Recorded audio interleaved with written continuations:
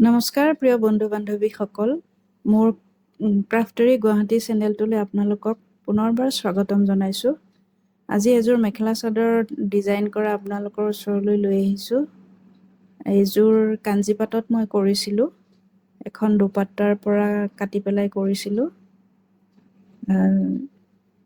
ফুলৰ লগত মিলাই মই এনেকৈ দহিখিনি কৰিছোঁ আৰু মেখেলা ব্লাউজ পিচটোত যিটো ফুল আছে মেখেলাখনৰ ওপৰত আপোনালোকে দেখা পাইছে, সেই ফুলটো মই ব্লাউজত দিছোঁ, ব্লাউজ পিচটোৰ হাতত দি দিছোঁ। তাৰ ছাইডত এটা ৰঙা পট্টি আছে আৰু মাজে মাজে সৰু সৰু ষ্টন দি দিছোঁ।